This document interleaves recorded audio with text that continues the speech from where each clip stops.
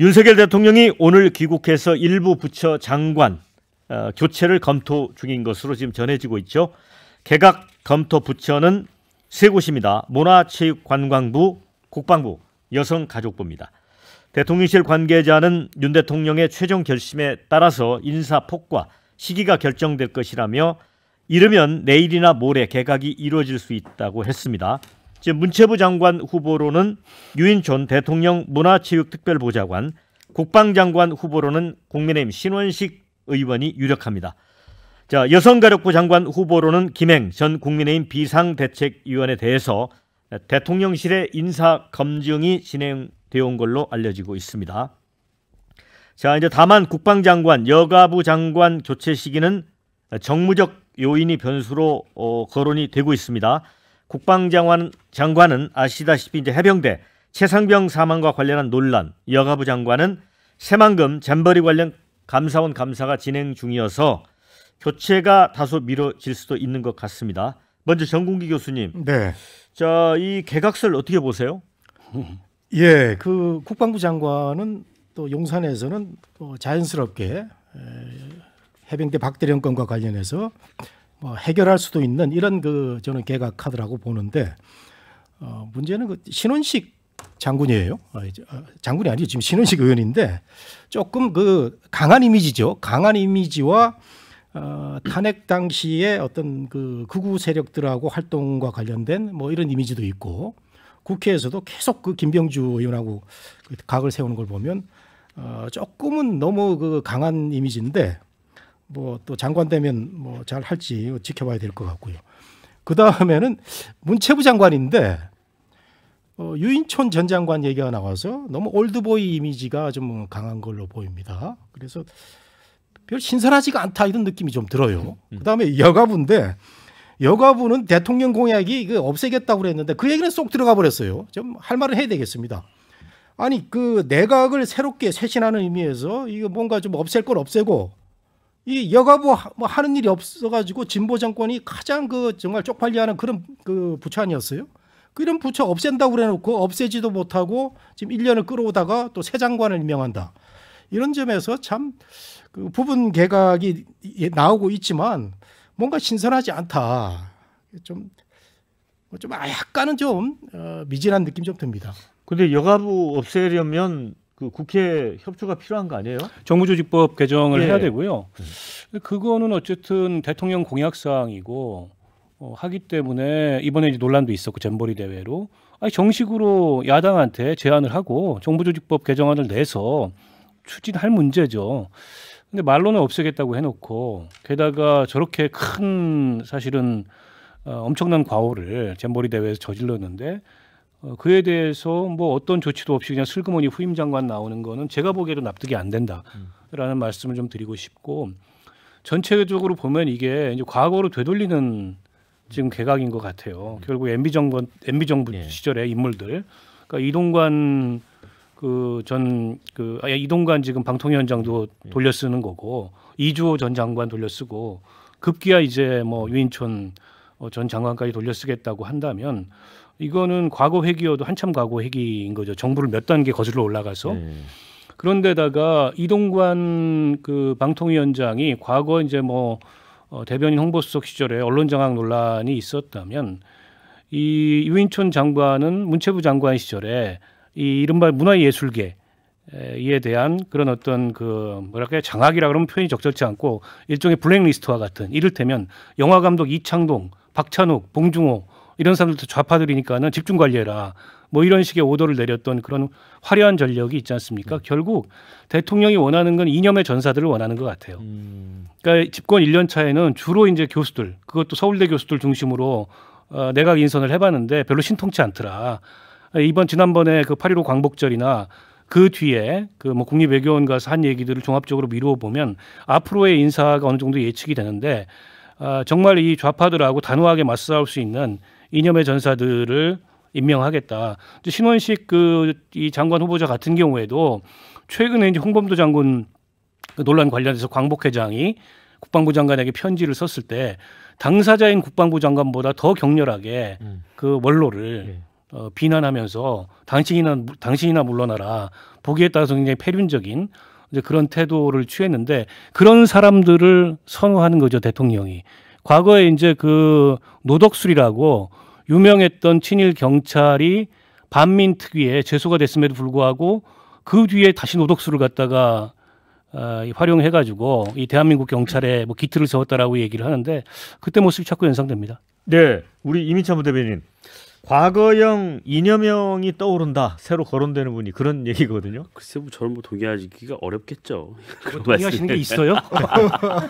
아니 뭐 합리적으로 수용하는 게 있어요? 아니 합리적인 비판은 저는 다 수용할 수 있는 얘기가 있습니다. 근데 임기가 1년 반 되어 가니까 개각 요인은 뭐 당연히 발생할 수 있다고 보고요.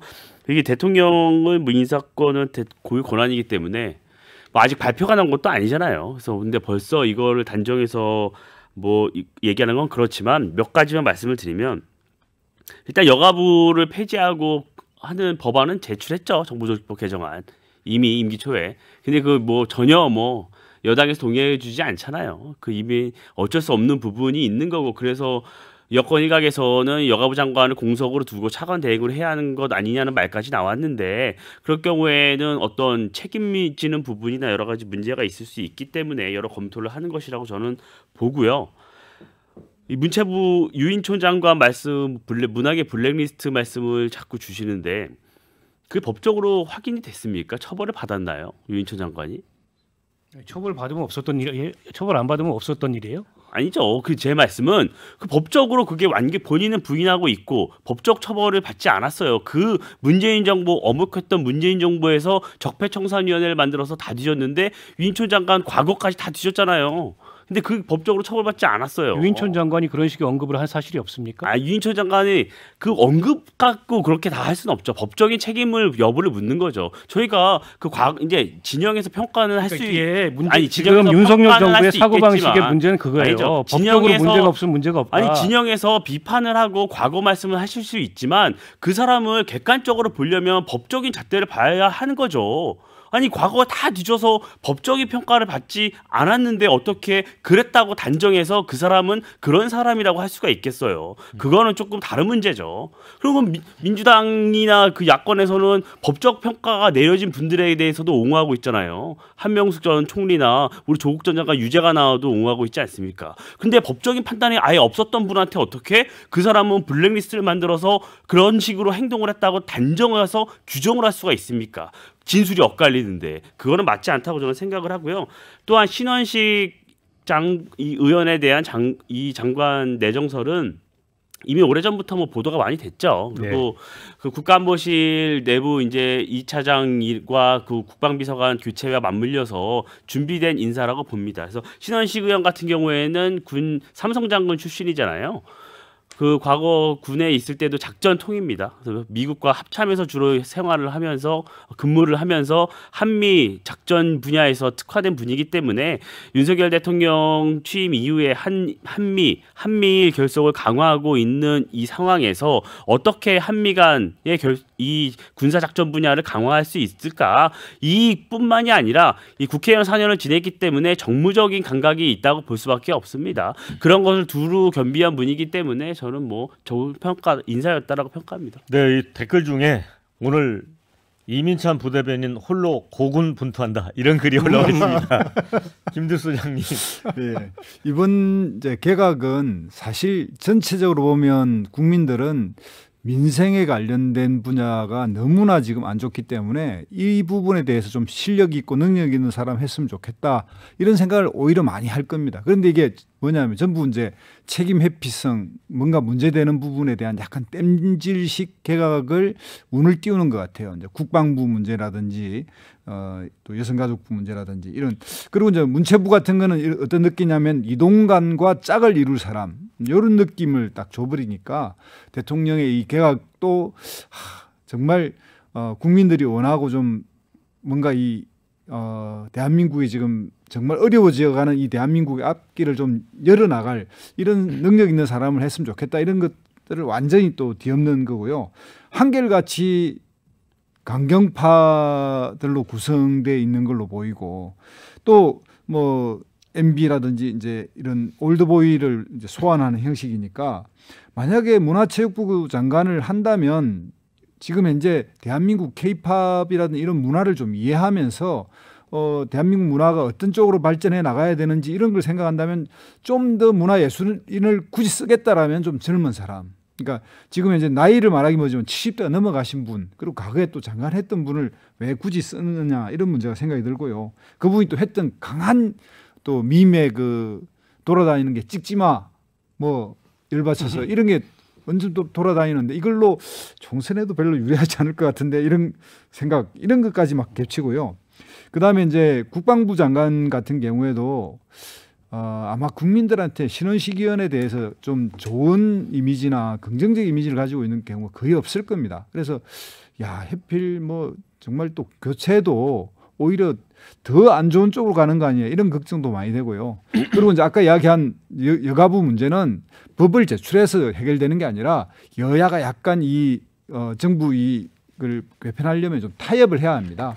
이 문제를 전적으로 대통령이 당선됐고 공약이었으니까 내 하고 싶은 대로 해라고는 할 수 없게 우리나라 헌법 체제가 짜져 있는 이상 야당이 요구하는 어떤 신설 부서나 폐지 부서와 여당이 생각하는 게 좀 타협해야 되는데 이 타협의 여지가 없으니까 여가부는 폐지하겠다고 하면서 폐지는 안 되고 또 이게 장관은 임명되는 이상한 이제 행보를 하고 있어서 약간의 협치를 하겠다 그러면 이 문제도 해결하지 못할 일이 아니다 이렇게 생각이 듭니다. 네.